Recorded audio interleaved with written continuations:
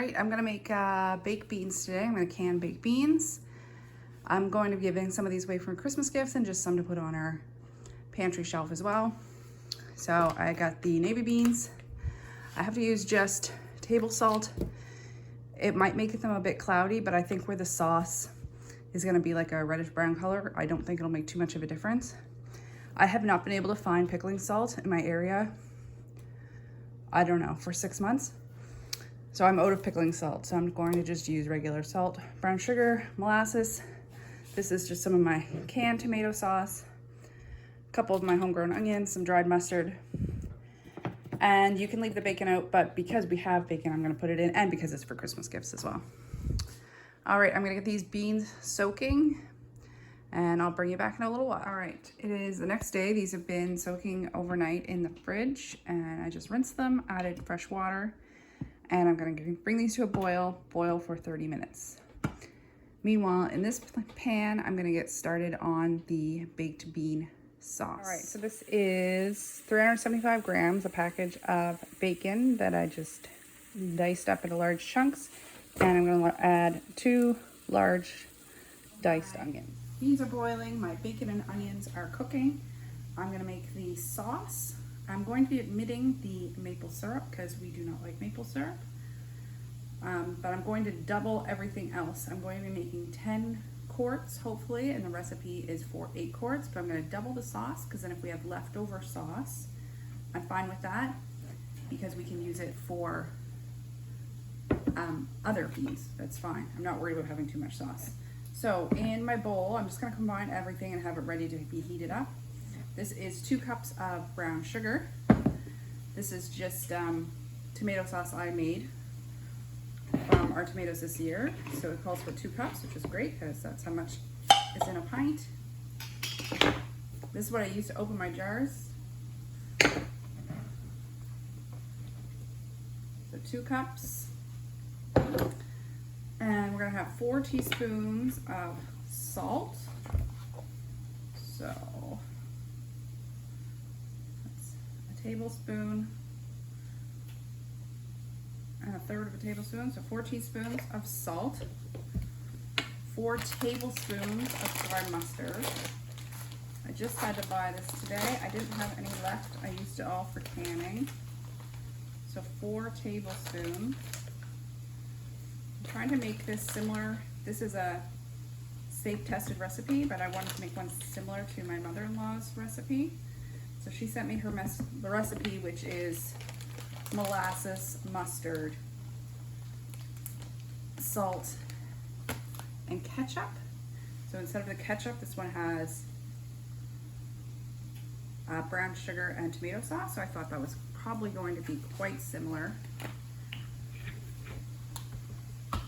But I still want to use a safe tested recipe. And then we're going to be putting in 2 2/3 of a cup of molasses. I don't use molasses all that often, so I had to buy new. But baked beans, I'd like to make oatmeal brown bread to put with Christmas gifts as well. And then my oldest child has asked for ginger cookies for Christmas baking. And that's something I don't make very often either. This recipe also called for ginger, but I didn't put it in, my camera fell over. All right, so there everything is. I'm just gonna give this a mix. I'm gonna grab a spatula and get the rest of this molasses out of here. I should have put oil in there, but I didn't. And I'm gonna clean up, and then I'm gonna start on my pumpkin muffins for the kids' after school snack. And while these beans are boiling. So I got my station set up here. I just warmed up the jars in the canner. So I take them out one by one so they stay nice and hot. I measured this weighs 300 grams. So I'm gonna put 30 grams per jar. So I'm gonna try to make 10 quarts of this. Then I'm gonna fill it 2/3 with beans. These were soaked overnight and then boiled for 30 minutes. 2/3 with beans, and then top up with the sauce. I did make more sauce than this calls for in the recipe, so I should have enough, but if not, it says I can top up with water. All right, I'll do the first jar and I'll show you how it looks. My jars look like. So 2/3 full of beans, topped off with juice. I did end up adding 2 quarts of water to this. So I have enough for everything. Or a little less than 2 quarts, probably about 1 quart. There's the beans I have left. I have 4 in the canner. My bacon and onions. So I'm just gonna top this up to 1-inch headspace, wipe the rim, put on the lid, and get my canner going.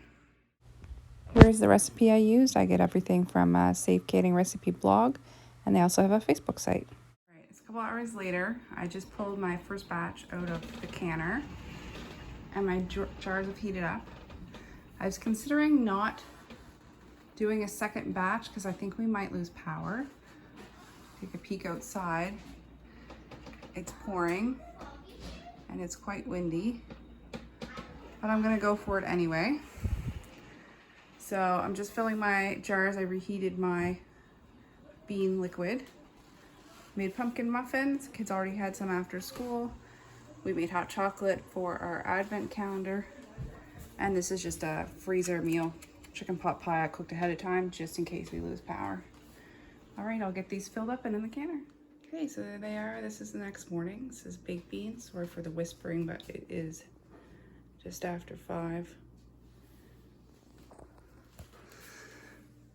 So they all sealed and I'm just gonna label them. I just started labeling them, baked beans and the date.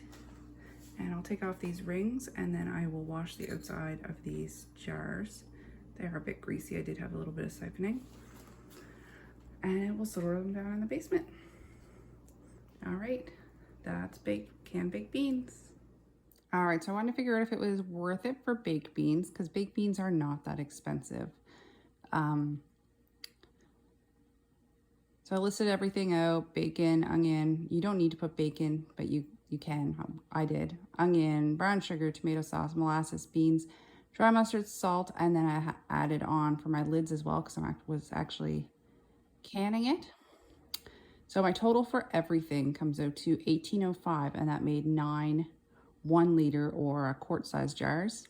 So $2 per liter or 20 cents per 100 milliliter.